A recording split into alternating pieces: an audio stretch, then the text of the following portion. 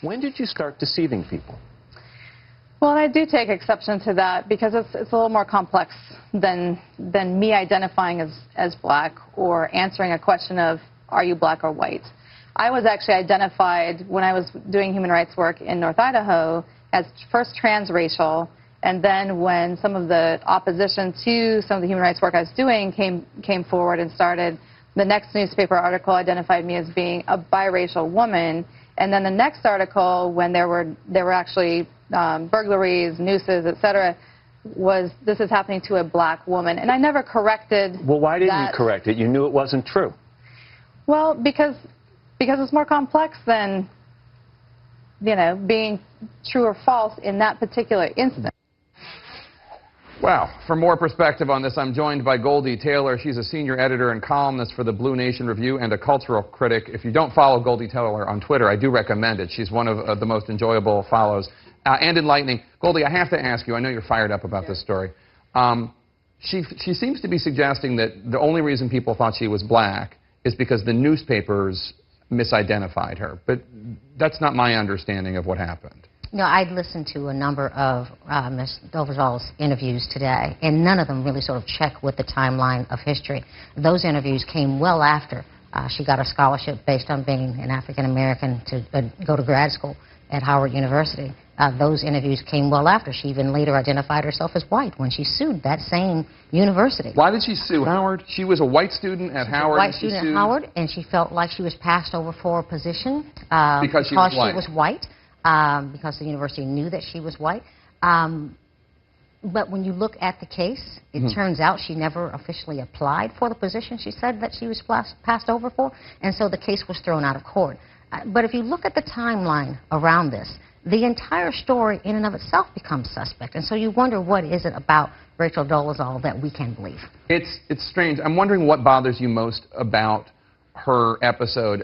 One of the things I find most curious is that she has been out there as a black moral voice saying, don't see this movie because it's white people playing people that should be played by African actors or African-American actors.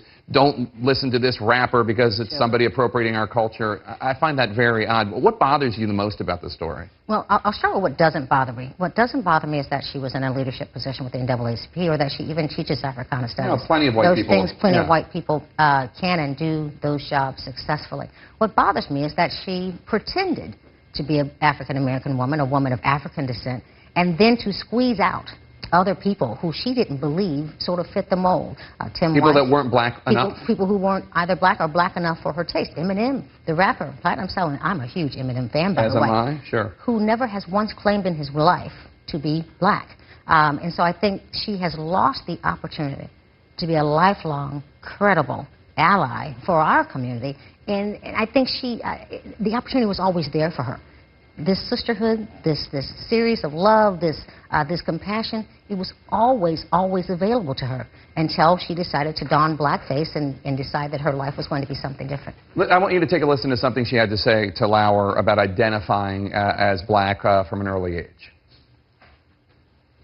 When did it start?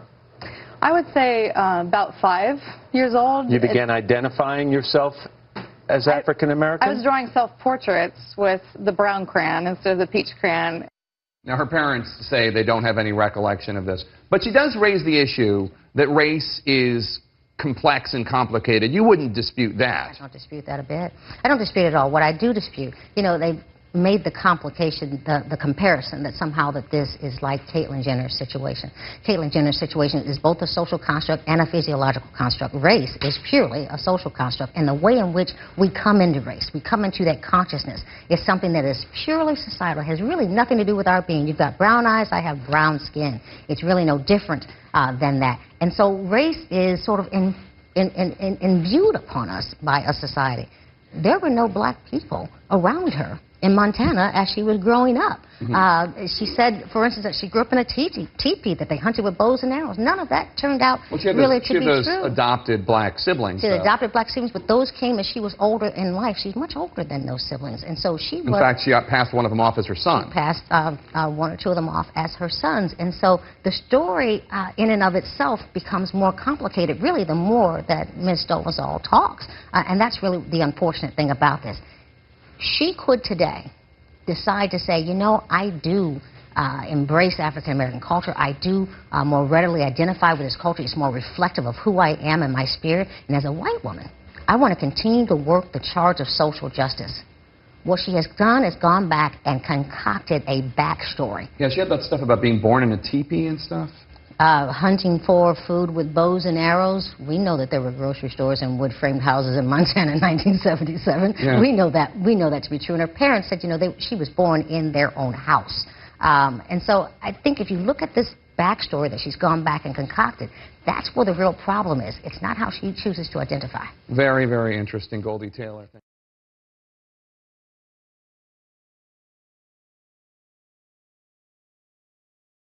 Story is strange. It just doesn't seem to make sense. You've provided us a birth certificate of Rachel's. You've given us family photos of Rachel. Why is your daughter then pretending to be black? We can't answer that question for her. She has not explained to us why she is doing what she's doing and being dishonest and deceptive with her identity. I mean, this is your daughter, though. Why do you think she's pretending?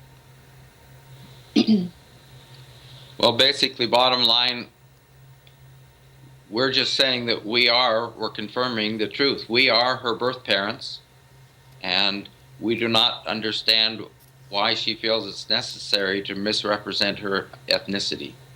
Now, this has clearly been going on for a while. When did it start? It started kind of gradually, maybe around 2007 or so, but we first heard about her claims to be African American from a newspaper article from the Spokane, Washington area, and that was the first we knew she was doing it. She has never claimed to be biracial or African American in our presence. She's risen to be a leader, as we see. I mean, she's the president of the local chapter of the NAACP. She's risen to be a leader in the African-American community in Spokane. Why, you say the first time you heard about her misrepresenting herself was from a newspaper, when a newspaper article came out. Is that why you haven't spoken out before? Well, this newspaper article that I'm referring to was some years ago, but Rachel has not wanted to have contact with us.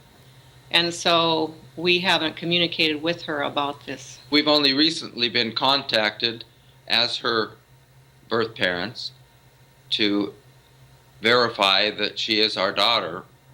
We've never been brought into the picture. We've never been asked these questions until now.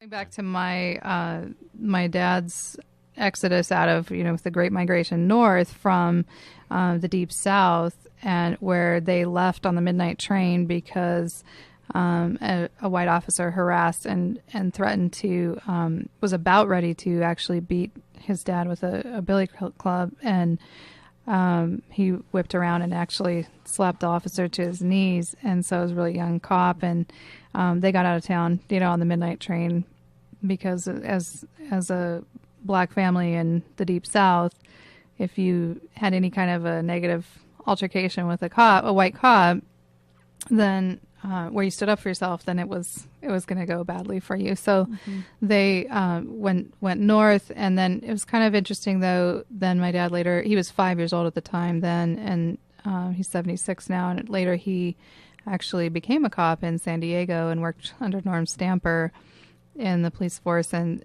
so just kind of a lot of history and stories that I've heard that are connected to survival and also participation then in the same system after those incidents, and so it kind of shifting lenses and evaluating, okay, there's also some issues that we need to deal with in the force too.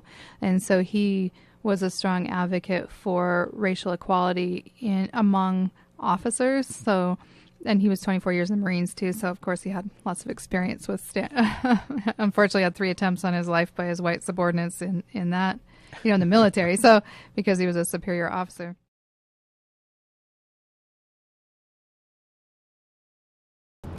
Speaking of that, did your dad ever make it to Spokane in January for the ribbon cutting?